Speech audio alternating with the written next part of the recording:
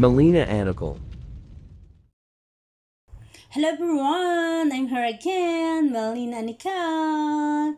So guys, ang tutorial natin ngayon, ituturo ko sa inyo kung paano mag-delete ng Facebook account. Once na dinelete nyo na to, so wala na itong account nyo na ito. So napakadali lang, gayahin mo lang ang aking gagawin. Tara, let's! Punta ka lang dito sa Facebook. Itong ginagalaw ko, punta ka lang dito, press natin.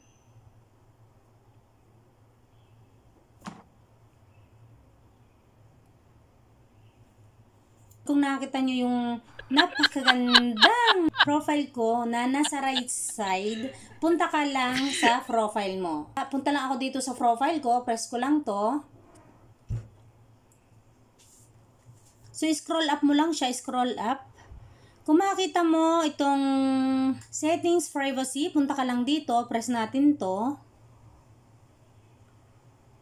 Punta ka lang dito sa settings, ito nilalagyan ko ng arrow, press mo lang to, press natin. Andito na tayo ngayon, may mabasa kayong ganito, meta, account center, personal details, password and security, add preferences and verification. Punta ka lang dito sa personal details. Itong nilalagyan ko ng arrow, punta ka lang dito, press natin. Scroll up natin, scroll up. Mabasa mo itong account settings, punta ka lang dito sa personal details. Kung makita mo itong nilalagyan ko ng arrow, press lang natin dito. So, press lang natin dito. Press natin. So, ito yung makikita nyo. Punta lang kayo dito sa account ownership and control. Press mo lang itong nilalagyan ko ng arrow, press natin. May mabasa ka dito na account ownership and control. Punta ka lang dito sa deactivation or deletion. Punta ka lang dito sa nilalagyan ko ng arrow, press natin.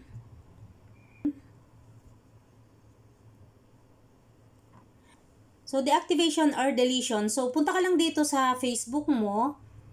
Itong ginagalaw ko. So, press natin itong arrow na nasa right side. Yung nilalagyan ko ng arrow, press natin.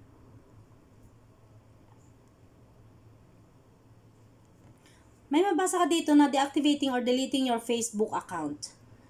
Meron kang dalawa dito na makita, yung deactivate account at saka delete account. Punta ka lang dito sa delete account. Kung gusto nyong i-delete yung account nyo permanently at forever na yun na mawawala na ang inyong Facebook. Delete account, so deleting your account is permanent.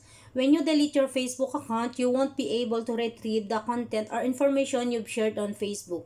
Your main profile, messenger, and all of your messages will also be deleted. Forever na to guys na delete yung inyong Facebook account once na ito yung pinili nyong delete account. So press mo lang to, press natin. Kung makita nyo itong continue, so pindutin mo lang itong continue. So i-press natin itong continue. So, prines ko yung continue, pero hindi ko to i-delete ang aking Facebook. So, prines ko yung continue para ipapakita ko sa inyo kasi meron pa tayong pwedeng pindutin para ma-delete na totally yung ating Facebook account.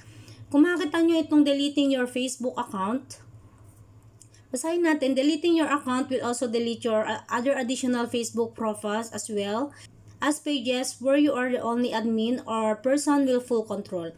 To keep your page active, assign another admin or give someone else full control in your page settings.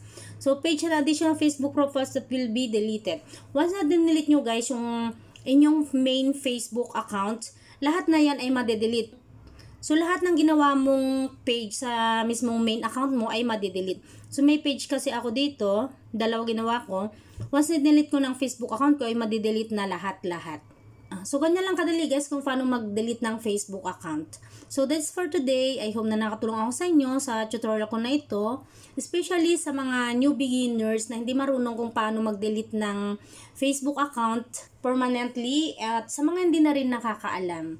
See you on my next tutorial. Thanks for watching. God bless us all. Bye-bye!